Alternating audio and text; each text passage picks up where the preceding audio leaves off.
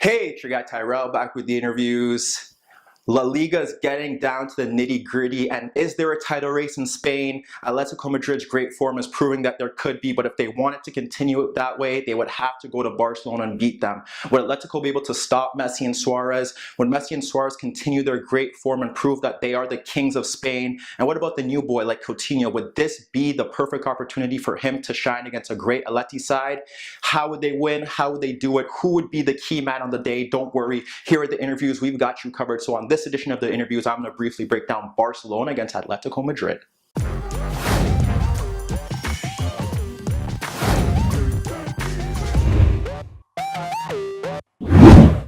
So Barcelona, Atletico Madrid, it looks like there was going to be a title race in Spain. If Atletico won, it would really be on. But if Barcelona took this game at home, it would really build that gap once again, and it would look like it would be all over in Spain. How did it go down? When we look at the board, we got Barcelona in the blue, we got Atletico in the red. It was basically 4-4-2 against 4-4-2, Suarez and Messi up front, Iniesta and Coutinho on the flanks, and in midfield was Rakitic and Busquets. As for Atletico, it was Diego Costa and the informed Antoine Griezmann up front. On the flanks, they had Koke and they had Saul, and then in midfield, they had Thomas and they had Gabi. How did it go down? How did it work out? Well, when we look at Atletico Madrid, what they really did at the start that was very good was they kind of pressed Barca. They really forced Barca. They kind of varied their pressing. At the start, they would press high. They would have the center backs go forward. If Busquets tried to drop in, they'd have Gabi go in. They'd have the wide players push out. And then from there, Barcelona couldn't really build from the back in that sense, and they struggled for most parts of the game in the first half. They didn't really create a chance until the 20th minute. They didn't really settle into that in that respect. If they didn't do that, it was typical Atletico, narrow 4-4-2, no real space between the lines. Suarez was up there against the forwards, against the center backs, not really doing much, trying to find spaces, trying to play off the back, but no spaces in between the lines. They were very narrow. They were willing to let Barcelona go out wide because Barca didn't have any aerial threat in the box for them to deliver crosses into, and they knew that wasn't going to happen. And in that sense, what happened a lot, we've seen Messi drop a bit deeper. We see sometimes Coutinho take up higher positions, but that never really worked out to his favor. Coutinho also struggled in the earlier stages, getting the ball, not used to being closed down so quickly, over touching the ball, losing possession. That was an impact. And then how did Barcelona really get around that? Because it was a tough opening start for them. They had Iniesta, who was dribbling past a few players, and that kind of helped them alleviate the pressure. They did get the fullbacks higher, but that didn't really help them in that regard as well. It was kind of Messi who started it. Messi magic, when we look at the brief points, just finding pockets of space to get onto the ball. Obviously from deeper, we know what he could do, but when he got into these deeper positions here, drifted to the left, drifted center, there are no runs being made in behind the box, and that's the one big issue with this Barcelona side. It seems like they're so dependent on Messi, so dependent on Suarez, and besides that, they don't really have anyone looking to break him beyond, no runs being made, very patient, and that's kind of the big issue with them. So it was Messi who took it into his hands. You look at the first opportunity, he's swarmed by 3 Atletico players, breaks behind them, breaks away from them, forces a shot on net. Then another chance where he breaks in behind there, and Thomas is forced to foul him, which leads to the fantastic free kick. And then Barcelona kind of gone to their stride. Messi finding Coutinho in behind Koke. He combines with Suarez, forces a shot on goal. Then Iniesta got hurt, which meant that Andre Gomes came on, moved to the right. We saw, obviously we'll put Messi there. Oh no, that's the fullback, we put him there. We saw Andre Gomes go to the right, Coutinho go to the left. We saw a chance where Coutinho received the ball in a wide area.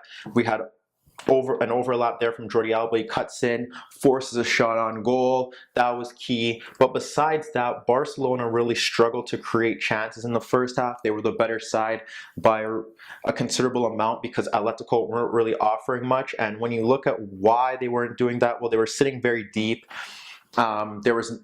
There was real no pressure on Busquets and Rakitic. Rakitic sometimes would, when they did drop into this 4-4-2 and sit a bit deeper, Busquets would sometimes be pressed, but Rakitic would push kind of aligned with the center backs to get on the ball and play positive passes. He was able to get into spaces and really do his work there, play calm, reliable passes. We didn't really see that much of him over the past few seasons, but that was very key for what they did. And Barcelona were the better side going into the first half, into halftime, because of that. The Messi magic, Coutinho combining with Suarez, the fact that Atletico didn't really press well and they didn't have much on the counterattack because they were so deep, and the fact that there was no real press on Busquets or Rakitic. So that was a big issue for them. In the second half, things changed.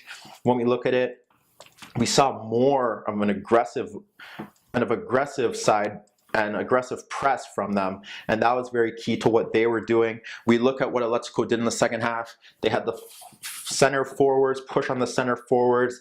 They had Gabi and Thomas push onto Rakitic and Busquets when they dropped deeper, and Barcelona were unable to play out from the back. That was pivotal. When Barcelona did get chances to counter, the passes were sloppy. They weren't really getting forward. Andre Gomez kind of negated what they were what Iniesta brought in terms of dribbling. Andre Gomez would get the ball in key areas. You look at one chance in the first half, we have to go back there, where Busquets and Rakitic one touch, bring Barcelona free, sets Messi into a pocket of space. He plays in Andre Gomez in the box, and instead of creating a chance or forcing Oblak into a save, what he does is provide a tame cross on goal straight into Oblak's hands. Andre Gomez doesn't look comfortable on the ball. You don't really know what he offers in that sense, and he kind of limited their counterattack going forward.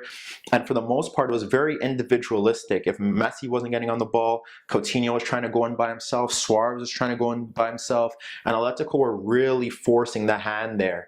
And what else they did besides the pressing was the fact that now they look like they actually did want to break forward, and that was pivotal to what they were doing. So if we push these guys back in and push them back in and push Messi further up the pitch, what we saw from Atletico was the fact that Diego Costa was trying to break in behind. He was often drifting into these spaces, trying to get onto the ball, trying to break the offside trap. Wasn't really able to do that. Struggled against an athletic Umtiti, who there was one occasion where they did make a run into the box, and Costa made a great run across him, but Umtiti tracked it, blocked it, and then we saw Costa flail to the ground. But besides that, the second half, there weren't many chances.